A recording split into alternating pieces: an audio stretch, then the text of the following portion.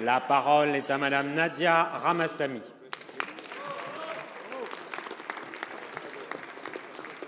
Merci, Monsieur le Président. Ma question s'adresse à Monsieur le Premier ministre.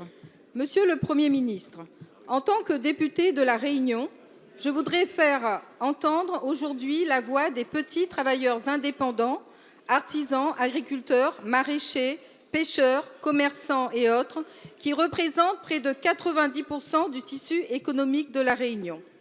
Les Outre-mer sont les territoires qui créent le plus d'entreprises, mais qui en perdent le plus chaque année. Depuis plusieurs années, ces très petites entreprises sont en forte difficulté et ont du mal à se développer de façon pérenne. Là où elles devraient pouvoir embaucher 1 ou 2 personnes et créer de l'emploi, dans une région comme la nôtre, particulièrement sinistrée, elles sont toujours confrontées à plus de prélèvements obligatoires. Sans parler des différentes contraintes qui peuvent handicaper fortement leur activité, comme la vie chère, produits importés, le climat cyclonique, la concurrence, ces entrepreneurs n'ont plus aucune marge de manœuvre. Certes, vous avez diminué une faible part des cotisations sociales, mais ces allègements sont minimes. En effet, l'impôt sur leurs sociétés et les autres taxes restent encore trop pénalisants pour ces petits entrepreneurs. Le constat est dur et très révélateur.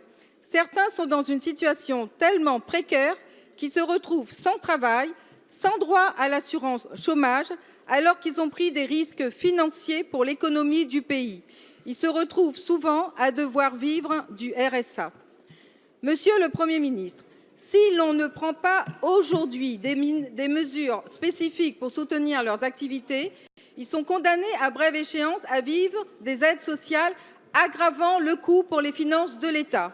Cette situation concerne également beaucoup d'entrepreneurs indépendants français sur tout le territoire. Merci. Monsieur le Premier ministre, Madame quelles la mesures députée, envisagez-vous de prendre pour soutenir les petits travailleurs Madame indépendants? Annick Merci. Girardin, ministre des Outre-mer.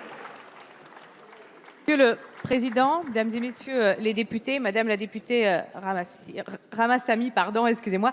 Les Outre-mer, vous avez raison et vous l'avez dit, ont des économies dynamiques mais extrêmement fragiles. Et vous avez raison également, l'Outre-mer, bien sûr, a une dynamique qui fait que nous créons de nombreuses entreprises, mais malheureusement, leur fragilité fait qu'on a une survie qui est extrêmement dégradée.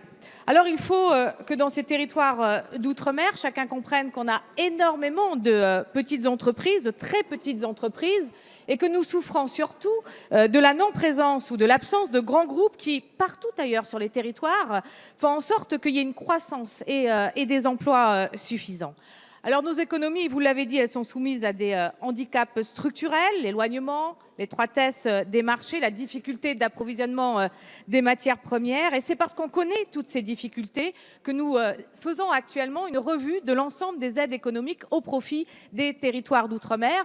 Cette revue, elle se fait dans le cadre des assises des outre-mer voulues par le président de la République. Et nous pensons cette revue avec 2 objectifs et 2 volontés, bien sûr, l'audace et l'ambition pour structurer une économie résidentielle productive, créée sur des filières industrielles, sur l'exploitation raisonnée des ressources maritimes, mais aussi de l'ensemble des ressources naturelles, bien sûr le tourisme et la production agricole. Nous voulons aussi, bien sûr, que les conditions du développement ou penser à un nouveau modèle d'accompagnement, un nouveau modèle économique basé sur la recherche et l'innovation. Des nouveaux dispositifs d'intervention que nous pensons ensemble, et vous partagez ce travail qui est en cours aujourd'hui, que nous menons aussi avec les entreprises. Je veux vous dire que nous sommes totalement impliqués sur cette question et dans les quelques mois qui viennent, nous pourrons apporter des réponses à vos sollicitations. Merci, Madame la ministre.